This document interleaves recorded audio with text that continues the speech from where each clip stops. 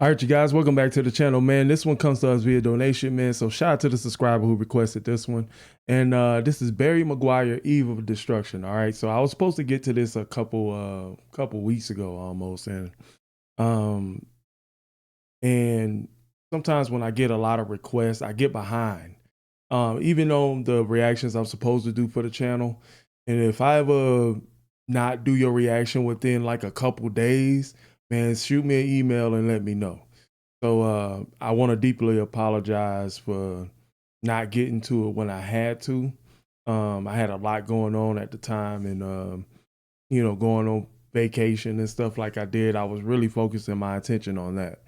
So with that being said, we're gonna enjoy it. Barry Maguire, Evil Destruction. So shout out to Charles Davis for the request, man. So let's get it.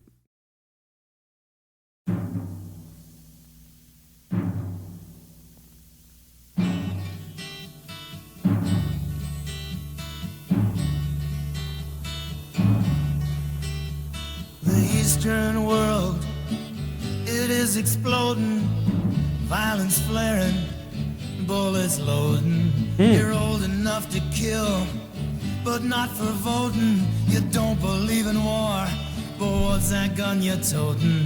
And even the Jordan River has bodies floating. But you tell me, I like his flow.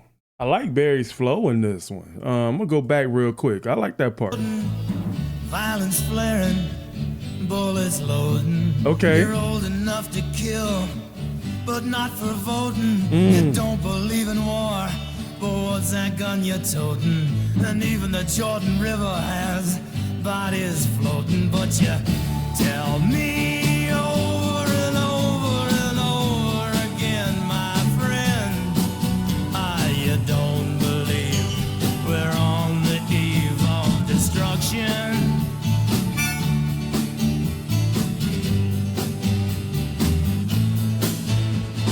Don't you understand what I'm trying to say?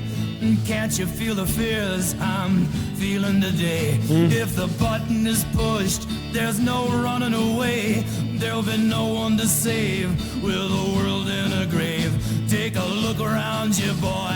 It's bound to scare you, boy. And you tell me, oh. You know what, though? I really like when you go back to the first verse, he was kind of calling out the hypocrisies. You know what I'm saying? If you don't, you know what I'm saying, you don't believe in war, but what's the gun you're toting? You know what I'm saying? Like that was probably the best line that stood out to me. I really like, it was like it feels sort of like there's this sarcasm in his inflection. It feels like he is really trying to call out what it means to be on the eve of destruction, like, and it's nothing but war. But it's also like he's also like challenging. His voice sounds very challenging too. Like, you know what I'm saying? You're not ready for this. You know what I'm saying? You shouldn't even be out here if you ain't even old enough to vote. You know what I'm saying? So there's a lot going on in this song lyrically. If the button is pushed, there's no running away. Yeah. There'll be no one to save with the world in a grave. Take a look around you, boy. It's bound to scare you, boy. And you tell me over and over and over again, my friend, you don't believe we're on I like the melody. eve of destruction. I do like the melody. I also, what was that? Hold up. And you tell me over and over and over again. Oh yeah, the vocals. The vocals is on. I only hear the vocals from the left ear. So I wonder if this, it wasn't, I don't think this song was ever rendered in stereo, because I can't, I thought that was very interesting that I only hear it in this ear, but I hear the rest of the music over here. Friend, you don't believe we're on the eve of destruction. But I like his raw vocals though, you know? Wow. Yeah, my blood's so mad, feels like coagulating. I'm sitting here just contemplating. I can't twist the truth. Well, talk about what comes around, goes around, comes around. Like, dude, we're having police protests even today, and this looks like this was about almost 100 years ago. Sitting here just contemplating. I can't twist the truth, it knows no regulation. Handful of senators don't pass legislation, and marches alone can't bring integration. Right. When human respect is disintegrating, this whole crazy world is just too frustrating. And you tell me over and over and over again, my friend, I don't believe we're on the eve of destruction.